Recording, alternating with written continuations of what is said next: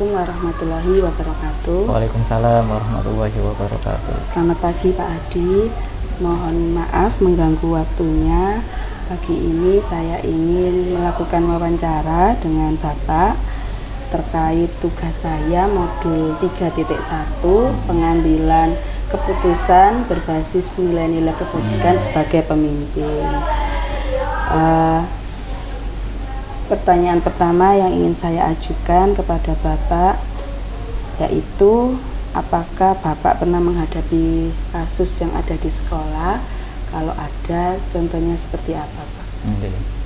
Jadi memang variatif beragam permasalahan yang ada di sekolah.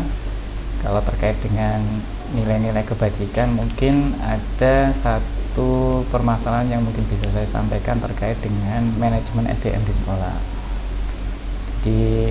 Di SD Khadijah ada satu guru karyawan tetap yang sekiranya kinerjanya kurang bagus karena ada ya sifatnya masalah kesehatan gitu.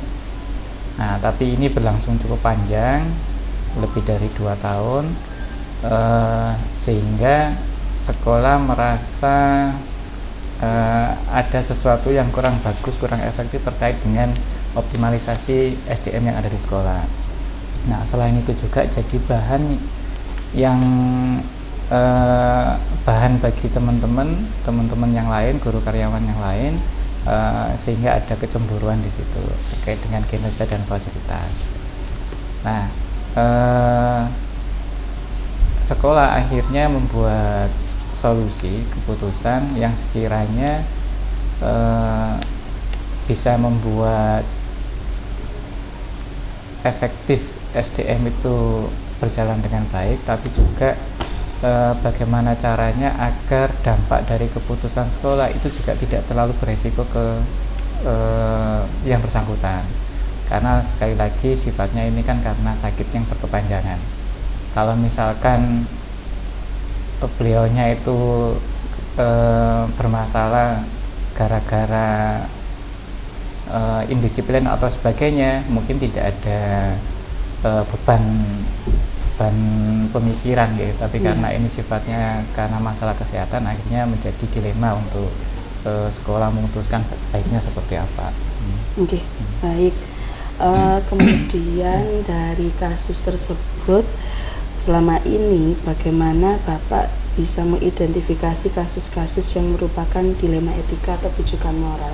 Jadi untuk dalam hal ini, untuk menyelesaikan permasalahan optimalisasi SDM, kita sudah berupaya banyak. Satu, terkait dengan kondisi realnya yang bersangkutan seperti apa, itu kita coba telusuri informasi dari guru-guru, informasi dari karyawan, ataupun informasi dari pemimpin sebelumnya, bahkan informasi dari yayasan. Apakah benar kesehatan ini memang agak sulit untuk diobati atau sebagainya.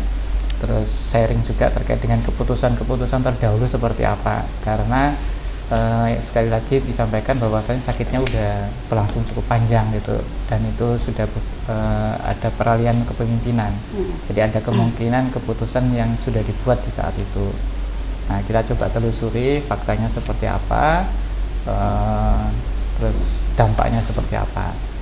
Nah, kita coba analisis kira-kira dari kebijakan yang pernah ada dan kondisinya, kita analisis dampaknya nanti seperti apa, baik buruknya, entah itu dampak ke kelembagaan atau dampak ke keluarganya. Terus kita juga konsultasikan terkait kondisi ini ke yayasan. Jadi kira-kira kalau diambil solusi A, itu kemungkinannya di yayasan seperti apa. Jadi salah satu yang kita usulkan di yayasan kemarin adalah merubah status kepegawaian yang awalnya karyawan tetap, kita coba usulkan menjadi karyawan tidak tetap. Tujuannya yaitu mengurangi efek kecemburuan dari teman-teman yang lain. Terus yang kedua, untuk optimalisasi SDM yang ada di sekolah. Nah, kita konsultasikan karena beliaunya ini juga punya anak di SMP dan SD Khadijah gitu, yang akan berdampak ketika perubahan status itu benar-benar di ACC oleh yayasan. Dampaknya adalah biaya pendidikan anaknya itu tidak ada potongan. Nah, itu akhirnya dikhawatirkan membebani keluarganya yang bersangkutan. Nah, tadi terkait mengidentifikasi, Pak Adi sudah melakukan menggali informasi dari yayasan, pemimpin sebelumnya, teman-teman guru dan karyawan. Kemudian selama ini bagaimana Bapak menjalankan pengambilan keputusan di sekolah Bapak, terutama untuk kasus-kasus di mana ada dua kepentingan yang sama-sama benar atau sama-sama mengandung nilai kebajikan, Pak? Jadi pengambilan keputusannya berdasarkan kebutuhan kelembagaan. Jadi mana yang baik untuk lembaga. Jadi dalam masalah hati nurani itu memang secara pertemanan ya kita kasihan gitu. Tetapi untuk kelembagaan, kalau misalkan itu dibiarkan lembaganya dipandang kurang bagus, maka itu ya tidak boleh seperti itu. Terkait siswa juga gitu. Kalau ada permasalahan terkait anak-anak, yang kita utamakan adalah masa depannya anak-anak.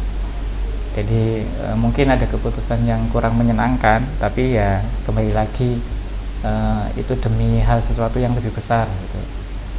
Baik. Kemudian langkah-langkah atau prosedur seperti apa yang biasanya Pak Adi lakukan selama ini untuk mengambil keputusan? Keputusan harus didasarkan pada fakta-fakta dan harus valid. Jadi data itu adalah sumber utama pengambil keputusan. Terus yang kedua, analisis dampak positif maupun negatifnya itu juga harus jelas. Nah, untuk melakukan dua hal tersebut, perapian data penting, sumber-sumbernya harus valid. Terus yang kedua terkait analisis, itu kita melibatkan pimpinan yang lain. Jadi wakil kepala sekolah bidang kesiswaan, kehumasan, Kapras, atau UPM juga bisa dilibatkan di sana. Jadi kita pertimbangkan bersama. Terus dari analisis itu kita sampaikan ke atasan, ke yayasan. Jadi sebelum pengambilan keputusan harus kita konsultasikan dulu ke yayasan. Karena mau nggak mau kita ikut dalam naungannya yayasan, keputusan yang sifatnya strategis harus diketahui oleh yayasan. Baik.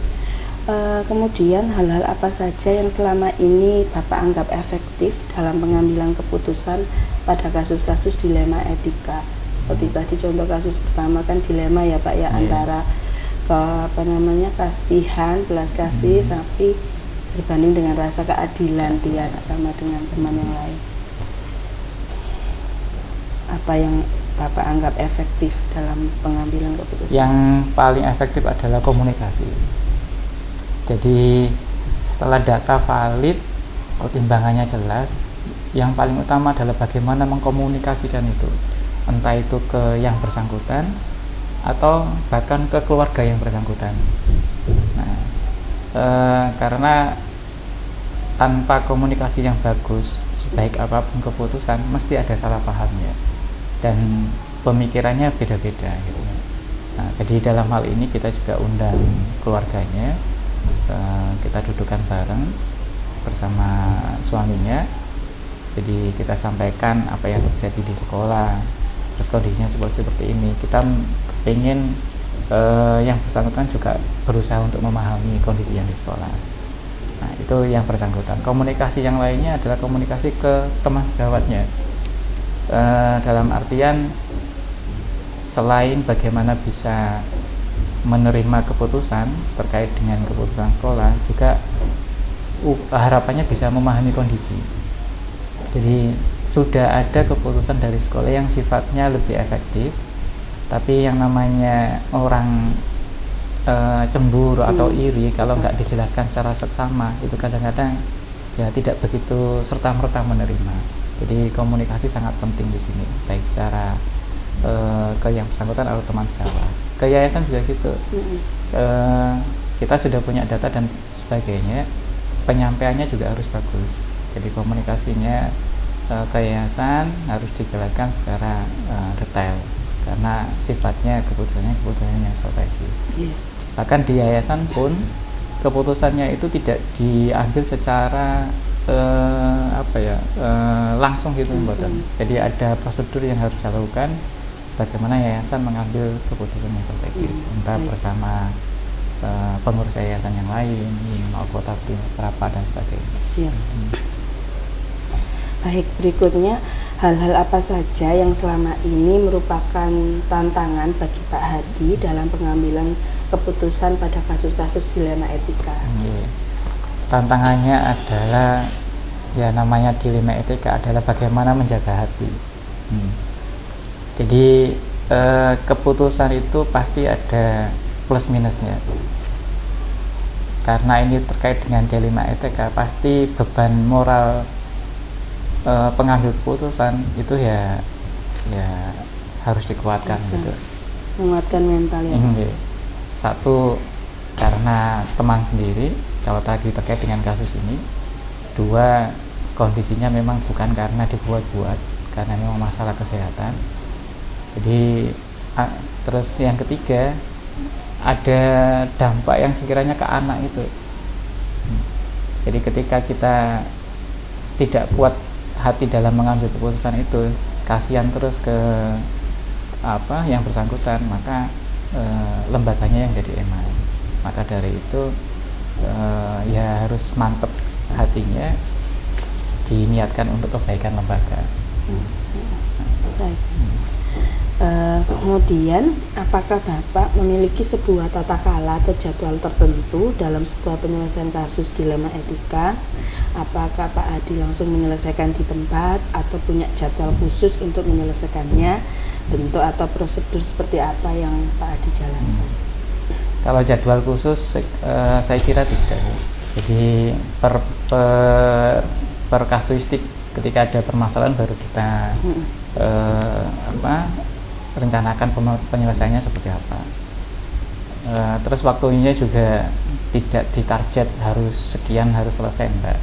Karena yang namanya etika ya berjalan, ya apa caranya kondusif, itu yang paling utama. Kalau kita langsung memutuskan ke susu, dikhawatirkan banyak hal yang tidak baik gitu. Karena sekali lagi itu kan etika gitu. Jadi berjalan bertahap demi tahap, yang penting penyampaiannya baik, diterima, kondusif, baru ya kita laksanakan. Tadi seperti konsultasi sama para pimpinan yang lain juga gitu Pak ya, intinya nggak langsung di tempat. Baik, berikutnya, adakah seseorang atau faktor-faktor apa yang selama ini mempermudah atau membantu Pak Hadi dalam pengambilan keputusan dalam kasus-kasus dilema etika? Jadi yang mempermudah adalah kesepakatan bersama. Jadi tadi saya ceritakan bagaimana kita menganalisis dampak positif negatifnya, itu kan bersama para pimpinan yang lain. Jadi ketika kita sudah sepakat mana yang terbaik untuk lembaga, satu kata, maka ya keputusan itu lebih nyaman untuk disampaikan. Jadi berdasarkan pemikiran bersama, bukan berdasarkan hati nurani kita masing-masing. Apalagi kalau didukung oleh warga sekolah seluruhnya, itu malah memberi penguatan ke kita untuk melaksanakan keputusan tersebut. Dari semua hal yang sudah disampaikan tadi, pembelajaran apa yang bisa Pak Hadi petik dari pengalaman dalam mengambil keputusan dilema etika? Jadi pembelajarannya adalah bagaimana mengkondisikan biar sebelum keputusan muncul itu tetap kondusif. Terus sekali lagi data sangat penting dan analisnya itu sangat penting. Jadi kelihatannya dua hal itu plus bagaimana mengkomunikasikan itu adalah kunci utamanya. Itu pengalaman berharga lah untuk ketika ada hal yang serupa, mungkin kita akan melakukan tahapan-tahapan seperti itu. Baik Pak Hadi, saya rasa sudah cukup. Terima kasih banyak atas waktunya. Semoga kita kedepannya bisa mengambil keputusan bersama berdasarkan nilai-nilai kebajikan. Terima kasih. Wassalamualaikum warahmatullahi wabarakatuh. Waalaikumsalam warahmatullahi wabarakatuh. Assalamualaikum warahmatullahi wabarakatuh. Waalaikumsalam warahmatullahi wabarakatuh. Selamat sore Mas Siva. Ya. Mohon maaf mengganggu waktu Bapak sebentar. Sore hari ini saya ingin ada tugas dari pendidikan guru penggerak saya modul 3.1, yaitu pengambilan keputusan berbasis nilai-nilai kebajikan sebagai pemimpin. Di sini saya ingin menyampaikan beberapa pertanyaan untuk Bapak. Apakah Bapak berkenan? Ya, silakan. Baik. Yang pertama, apakah di sekolah yang Bapak pimpin ini Bapak pernah menghadapi suatu kasus? Ya, namanya di lembaga, apalagi lembaga pendidikan dasar SD, itu pasti ada permasalahan atau kasus dalam tanda kutip ya. Saya bilang kasus dalam tanda kutip, tidak seperti kasus-kasus yang kriminal tidak, tapi memang tidak sesuai dengan peraturan yang telah ditetapkan bersama yang ada di SD Khadijah. Baik. Jadi selama ini bagaimana Bapak bisa mengidentifikasi kasus-kasus yang merupakan dilema etika atau rujukan moral Bapak? Ya, jadi begini. Pertama dilihat dari karakter anak, tingkah laku anak sehari-hari. Jadi kami punya tim, satu otomatis wali kelas di dalamnya. Kemudian ada guru piket setiap hari. Yang ketiga ada koordinator kesiswaan. Mungkin kalau di level SMP dan SMA itu bakal kesiswaan. Kemudian otomatis naik ke atas yaitu kepala sekolah. Dari sini setiap hari karena ada anak yang mungkin teridentifikasi ada tingkah laku yang agak aneh, karakter yang agak beda dengan teman-temannya, dengan teman sebayanya, tidak sesuai dengan umurnya, baru disitulah kita amati, mengadakan observasi, tapi tidak diketahui oleh anaknya. Mulai pagi mereka datang, kita lihat. Yang dilihat bukan cuma anaknya, siapa yang ngantar, gitu. Jadi tahu tingkah laku anak, karakter anak. Oh, anak ini mungkin mulai teridentifikasi ada sifat-sifat atau karakter-karakter yang mungkin kurang bagus.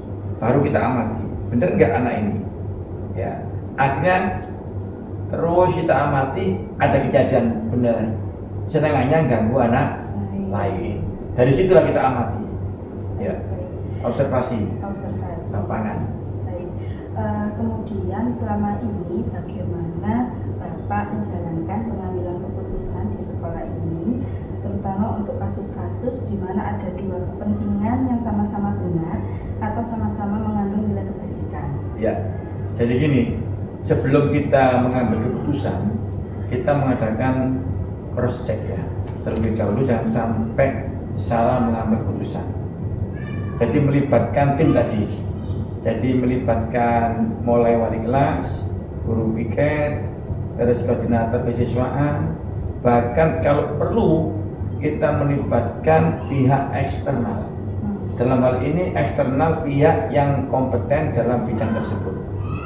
Kalau dalam bidang akademik, dalam bidang pedagogik, dalam bidang karakter, terutama tentang religius, kita mungkin masih bisa.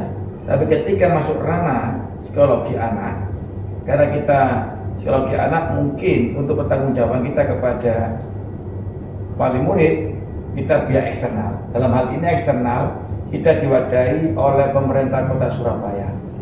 Di bawah Dinas Pendidikan Kota Surabaya ada lembaga memang untuk psikologi ya, dan juga untuk anak. Dan ini sudah kita praktekkan. Ya. Kalau kita belum bisa ngasihkan solusi dengan tersebut. Nah, kemudian setelah kita tahu permasalahannya, gimana solusinya? Pasti yang namanya anak bermasalah ada dampak negatifnya. Dalam hal ini negatif bisa ke pribadi anak sendiri, bisa ke lingkungan sekitarnya dari sekolahan dan teman-temannya, atau dampak ke lembaga. Ada juga dampak ke lingkungan orang tua yang ada di rumah. Nah, gimana cara mengambil keputusan? Kita lihat dulu persoalannya. Studi kasus saya yang gini. Kalau menurut saya, kami sama tim, anak SD itu saya kira masih ada solusinya. Dalam tanda kutip, permasalahan atau bilang tadi kasus itu tahapnya masih anak-anak karena level SD. Apalagi anak itu masih kelas kecil 1, 2, 3 pasti bisa diselesaikan. Itu untuk level SD. Beda dengan level SMP apalagi SMA atau perguruan tinggi. Nah, otomatis permasalahan yang kami hadapi itu biasanya permasalahan orang tua ya. Jadi orang tua, dalam orang tua maklum lah, terlalu membenarkan anaknya, tidak terima kalau anaknya itu salah walaupun sudah ada bukti, bahkan dari pihak eksternal sudah menyampaikan dan sebagainya. Namanya orang tua ya, itu ya kadang-kadang pasti membela anaknya. Walaupun di sini ada CCTV ya, kita tunjukkan ini buktinya, tetap masih bela anaknya. Nah, akhirnya dengan bukti-bukti tadi, terutama faktor-faktor dari pihak internal dan eksternal dan juga dari CCTV, baru biasanya disitulah wali murid itu menerima. Kalau anak, saya kira habis ada masalah ya, mungkin ganggu temannya, sliding temannya, jatuh, luka, besoknya sudah akur lagi. Cuma orang tua ini yang repot dengan adanya medsos. Nah, terus yang siapa bagaimana? Tetap kami punya prinsip, kita tidak akan memberi punishment kepada si anak itu yang luar biasa. Di antaranya sampai anak itu kita keluarkan, jangan sampai. Kalau kami punya prinsip jangan sampai mengeluarkan anak level SD, karena permasalahannya sudah diselesaikan level SD. Kita panggil orang tua, kedua belah pihak, kalau kita bilang itu antara subjek dan objek, kita ketemukan, kita dudukkan bareng, kalau perlu dengan pihak eksternal, dengan komite sekolah, selesai. Itu yang terjadi di SD Kondija Pandigiling. Oke, baik, terima kasih. Selanjutnya, tadi sedikit banyak sudah disampaikan bagaimana Bapak mengambil keputusan. Langkah-langkah atau prosedur seperti apa yang biasa Bapak lakukan selama ini? Apa langsung sendiri atau dengan guru yang lain? Ya, jadi prosedurnya gini. Jadi ada tahapan ya. Pertama tadi tahapan identifikasi permasalahan. Dari mana sumbernya? Sumbernya satu dari wali kelas dibantu dengan guru piket sehari-hari. Kemudian naik ke atasnya lagi dibantu oleh koordinator kesiswaan. Naik lagi duduk bareng sama kepala sekolah. Belum bisa selesai, duduk bareng sama semua komponen. Di situ ada wali murid yang bersangkutan dengan pihak sekolahan, dengan pihak eksternal, dan juga di situ didatangkan pengurus komite. Ini yang kami lakukan. Jadi kalau sudah permasalahannya dari level wali kelas belum selesai, tapi biasanya cukup dulu wali kelas sama anak sama orang tua, oke, beres. Belum selesai, naik ke koordinator kesiswaan. Belum selesai, naik ke kepala sekolah, duduk bareng. Kok belum selesai, kita undang ke eksternal yang kompeten. Artinya kompeten gini, kalau itu orang sekolah berarti punya izin untuk seperti dokter, psikiater atau psikolog, memang ada lisensi gitu ya, dan ada bukti tertulis ini loh hasil dari psikolog kita. Kalau belum berhasil, kita undang duduk bareng berapa komponen, pengelolaan, komite, pihak eksternal, dan ini terjadi selesai. Alhamdulillah. Oke. Baik. Menurut Bapak, hal-hal apa saja yang selama ini Bapak anggap efektif dalam pengambilan kasus pada kasus-kasus dilema etika? Oke. Jadi gini, sebelum ada kasus ya, kami mau punya program. Itu program setiap hari setelah sholat duha itu ada semacam pengarahan ya, pendidikan tentang etika dengan moral anak setiap hari. Itu rutinitas bersifat mingguan itu sebelum anak-anak itu libur, berarti hari Jumat sore, dan setelah sholat asar sebelum pulang, itu ada penekanan, kita evaluasi selama 1 minggu, Senin sampai Jumat. Oh inilah, jadi tingkah lakunya seperti ini yang terjadi. Itu. Kemudian yang ketiga, ini rapat koordinasi, ya, antara semua guru setiap minggu untuk menyampaikan informasi yang berkaitan kondisi siswa-siswi yang ada di kelasnya masing-masing, baik itu positif atau yang belum, ya, belum mencapai positif. Kemudian kami punya program setiap bulan, semua level, kalau kelas 1, seluruh level kelas 1, kelas 2, kita kumpulkan untuk pembinaan tentang moral, tentang etika. Narasumbernya biasanya dari eksternal, itu hanya siswa. Kemudian kita kerjasama dengan komite untuk bentuk etika ini, baik dari wali murid maupun siswa. Itu biasanya di akhir 3 bulan waktu penerimaan raport mid semester, kita undang pihak eksternal dengan wali murid. Ini terjadi berarti 1 tahun 4 kali. Itu program kami, terutama tentang etika baik anak maupun wali murid. Mungkin ya kita parenting, tapi lebih khusus di bidang etika. Karena tahun ini memang Surabaya di bawah pendidikan Kota Surabaya stop bullying dan stop yang lain. Iya, pokoknya sekolah arek Surabaya, sekolah ramah anak, sekolah layak anak. Ini kita mulai intens yang luar biasa di tahun pelajaran 2024-25. Hal-hal apa saja yang selama ini menjadi tantangan Bapak dalam mengambil keputusan pada kasus-kasus dilema etika? Ya, tantangan yang luar biasa, kita tidak punya data. Itu yang luar biasa. Otomatis data, ya. Kalau kita punya data dalam hal ini, ya, baik tertulis maupun rekaman. Artinya tertulis, kita lihat laporan jurnal wali kelas. Anak A, B, C seperti apa, itu yang pertama. Yang kedua, tentang bukti. Bukti dalam ini ada saksi ini bisa siswa atau bisa hasil rekaman by CCTV. Ya. Yang ketiga, nggak ada bukti dari pihak contoh, ya, dari eksternal. Tadi yang katakan psikolog. Oh ternyata anak ini karakternya ini. Itu repot kalau nggak ada bukti. Ya. Yang keempat, ini yang repot, muncul subjektivitas dari pihak objek dalam tanda kutip, tetap tidak mau menerima walaupun ada bukti. Ini yang paling berat tantangannya. Yang keempat ini sudah kita tunjukkan bukti si A ini salah atau si B ini tidak salah, tapi tetap ya dengan egonya yang luar biasa, karena mungkin merasa anak kecil ini anak saya, ya akhirnya tetap kami yang benar, itu yang salah. Ini yang repot. Tapi kita berusaha semaksimal mungkin tadi by data. Insya Allah kita kalau by data di Surabaya kita itu masih bisa menyelesaikannya. Yang penting by data sebagai argumentasi. Yang berat tantangannya karena tidak mau menerima unsur subjektivitas dan egonya yang luar biasa. Apakah Bapak memiliki tata krama atau jadwal tertentu dalam sebuah penyelesaian kasus dilema etika?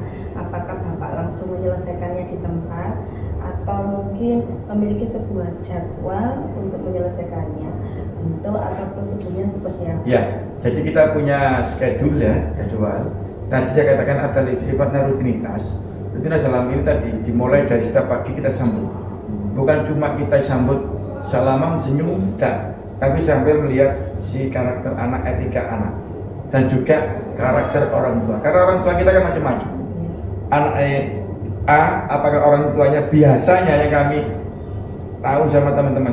Kalau anaknya seperti ini biasanya orang tua juga nggak jauh, ya.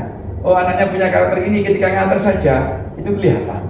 Itu yang pertama, rutinitas harian. Kemudian ada rutinitas harian juga pengawasan oleh wali kelas. Karena SD kan guru kelas, Oke. wali kelas itu lebih gampang. Intensifikasinya ketemu itu lebih banyak daripada guru mata pelajaran. Yang kedua, ada mingguan tadi. Sifatnya mingguan itu baca laporan. Wali kelas laporan di forum. Ya, kita adakan rapat koordinasi setiap minggu untuk menyampaikan masing-masing problem ya atau peningkatan kelasnya masing-masing ya, itu mingguan. Kemudian bulanan. Nah, bulanan ini biasanya gini, kita lihat laporan bulanan sama tadi, jadi evaluasi terakhir di bulanan, apakah anak ini masih karakternya, levelnya tetap apa enggak, apa sudah turun dari segi normanya, etikanya. Nah, itu bulanan. Kemudian ada yang triwulan. Triwulan tadi bersama wali murid ya ketika mengambil rapor. Disitulah ada bersifat general, kumpul bareng, ada yang bersifat individu. Anak tertentu yang teridentifikasi, oh ini anak ini kurang bagus, bisa mengganggu yang lain, barulah di situ peran wali kelas, peran koordinator kesiswaan, atau mungkin juga kepala sekolah mengajak ngobrol, diskusi, sharing tentang perkembangan putra atau putrinya tadi. Itu bersifat triwulan. Bersifat 6 bulanan, itu biasanya 6 bulan ini lebih intens lagi. Karena apa? Rapotan terakhir itu akhir semester. Nah ini biasanya ya sampai tahunan tadi ketika kenaikan kelas. Jadi ada harian, mingguan, bulanan, triwulan sampai ya kenaikan 1 tahun pelajaran. Baik, berarti ada jadwal tertentu dan sudah terprogram ya Pak ya. Oke, berikutnya apakah ada seseorang atau faktor yang selama ini mempermudah atau membantu Bapak dalam pengambilan keputusan tadi pada kasus-kasus di Etika? Otomatis bukan cuma saya sendiri ya, tapi banyak teman-teman komponen yang membantu untuk mengambil keputusan satu, pasti dibantu dengan wali kelas, dibantu oleh koordinator kesiswaan, dibantu oleh komite sekolah, dan dibantu oleh pihak eksternal. Eksternal ini bisa saja lembaga-lembaga yang difasilitasi oleh Dinas Pendidikan Kota Surabaya, oleh Pemkot Surabaya, di antara lembaga-lembaga psikologi dan sebagainya. Atau juga lembaga-lembaga, kemudian nggak ada ya, lembaga-lembaga seperti kepolisian, level kecamatan dan sebagainya. Itu gampang. Kita punya apa ya, semacam jejaring network dengan beliau-beliau itu. Ada lembaga-lembaga resmi tadi. Baik. Dari semua hal yang sudah disampaikan oleh Bapak, pembelajaran apa yang bisa dipetik dari pengalaman Bapak dalam mengambil keputusan? Ya. Jadi pertama adalah kolaborasi. Ya. Antar, kalau kita ngomong antar departemen, antar lembaga, antar apa ya? Tadi yang sudah ada job list-nya masing-masing. Yang kedua, ya, perlu adanya kita komunikasi yang baik. Jadi keterampilan berkomunikasi antar sekolah dengan wali murid, ya, sekolah dengan pihak-pihak eksternal itu. Jadi pertama tentang kolaborasi antar lembaga, kemudian komunikasi yang bagus, ya. Yang ketiga, ini penting juga kita harus menyampaikan sosialisasi di awal. Otomatis sosialisasi di awal ini ada semacam kesepakatan atau kontrak ya antara sekolah dengan wali murid. Oh seperti ini dan itu dan sebagainya. Insya Allah kalau disampaikan di awal, kalau anak saya contoh kecil ya, oh anak saya kalau ganggu berarti konsekuensinya seperti ini. Kalau anak saya tidak memenuhi kriteria tentang seragam, berarti anak ini konsekuensinya seperti ini. Kalau ada informasi di awal, ada kesepakatan di awal, ya aman nanti ketika ada sesuatu di tengah jalan atau di akhir. Baik. Jadi yang sudah bisa dipetik yaitu kolaborasi, komunikasi dan sosialisasi di awal ya Pak ya dalam mengambil keputusan. Baik Bapak, terima kasih atas waktunya, sharingnya dengan saya Semoga ini banyak sekali membawa manfaat terutama bagi diri saya. Sekali lagi terima kasih ya Oke, Pak. semoga Saya- sukses ya. Amin. Jadi amin, guru amin. penggerak dan bergerak untuk sampai-sampainya. Amin. Diseminasi. Amin. Matur nuwun Pak. Oke, sami-sami. Terima kasih. Wassalamualaikum warahmatullahi wabarakatuh. Waalaikumsalam warahmatullahi wabarakatuh.